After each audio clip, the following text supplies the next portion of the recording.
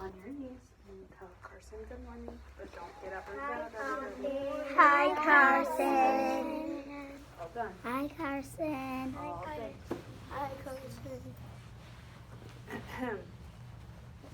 Put this all done here.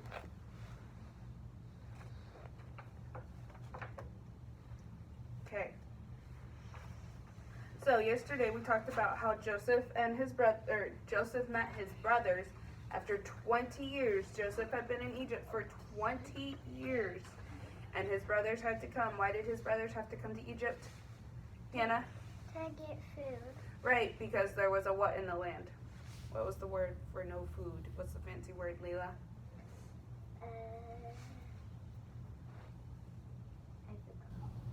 Hannah? Famine. Right, famine. There was a famine in the land, so they had to come and get food. And so Joseph, they came and got food, and Joseph told them they wouldn't be able to come again and get food if they didn't bring who with them. They had to bring who with them to get food again?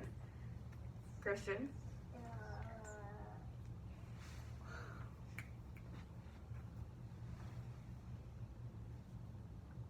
Leila? Benjamin, right, the youngest brother. Why did Joseph want Benjamin to come? What did he want to do? Lois? To put him in prison. Not Benjamin. What did he want to make sure about Benjamin? Christian, put your hands in your lap, please. Leila?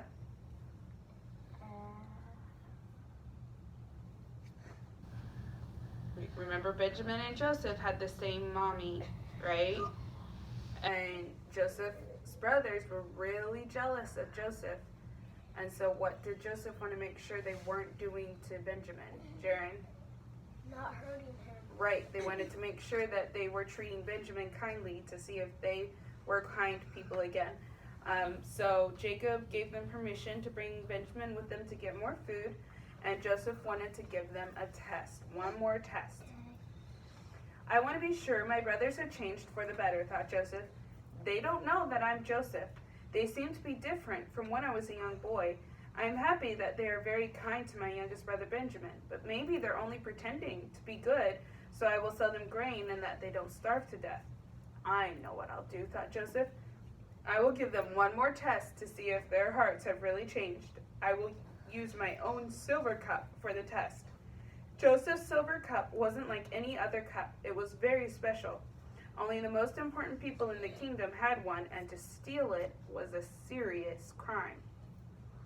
I'll put the cup in Benjamin's sack of grain to see what their reaction is, thought Joseph. When the brothers were ready to leave for home, Joseph told his servants to fill each sack with as much grain as each brother could carry. Joseph had the silver cup put in Benjamin's sack of grain. The brothers started on their way, happy that everything had gone well and that Benjamin was safe. Suddenly, from behind, a horseman came galloping towards them. As he came nearer, they recognized the rider as a servant of Joseph. "Why did you steal my master's silver cup?" he asked. "He has been so kind to you." "What in the world are you talking about?" they asked. "Why do you accuse us of a terrible thing? We are so sure that we are not guilty that if you find the cup with any one of us, let that one person die and make the rest of us slaves." Ooh, that sounds like a pretty serious deal, doesn't it? Yeah, sure thing. Whoever has the cup in their sack, they're gonna die, and the rest of them are gonna become slaves. What's a slave? What's a slave, Jaren? Like someone that works for someone. Right, and do they get paid to do it? No. And are they normally treated nice? No way. Okay, so remember, we already know whose sack the cup is in. Whose sack did Joseph put the cup in? Waylon? Benjamin.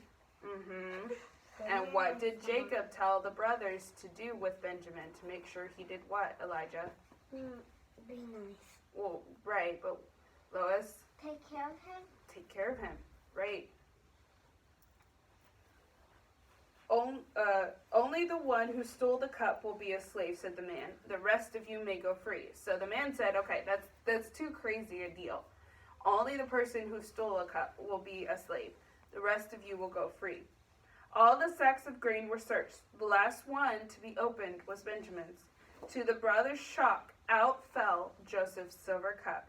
In despair, they reloaded their sacks and headed back to the city. What a sad journey that was. Joseph was waiting for them. "What have you done?" he said, pretending to be angry. "We will be your slaves," they said as they bowed low before Joseph. So they're bowing again. "That won't be necessary. Only the one who had my cup in his sack will stay," said Joseph. "The rest may go home." Joseph was testing to see if his brothers were still mean and selfish and would let Benjamin suffer while they go free. Judah stepped forward and pleaded with Joseph, "Please, let me be your slave instead. My father will die if my youngest brother Benjamin does not return home. Our father has already lost one son." How different Judah was now from the time when he convinced his brothers to sell Joseph as a slave and then lied to his father about what had happened to Joseph. Now Judah was so concerned for his father and youngest brother that he was willing to die for them. Joseph now knew his brothers were better men. Their hearts were changed. Joseph could stand it no longer. "Servants, leave the room," said Joseph quickly. "I only want these men to remain." He pointed to his brothers. Then Joseph started to cry. He sobbed loudly, and his brothers didn't understand why. "I am Joseph, your brother," he cried out. "Is my father still alive?" And he wasn't talking in Egyptian anymore because he sent everybody out except his brothers. So he was not talking in Hebrew. He was talking so his brothers could understand him. And his brothers were shocked. "Come close to me," said Joseph, and he held out his arms to his brothers, especially to Benjamin. "Don't be angry that you did such an evil deed to me so many years ago. For God had it all planned," Joseph said. "Now I am here to save your lives.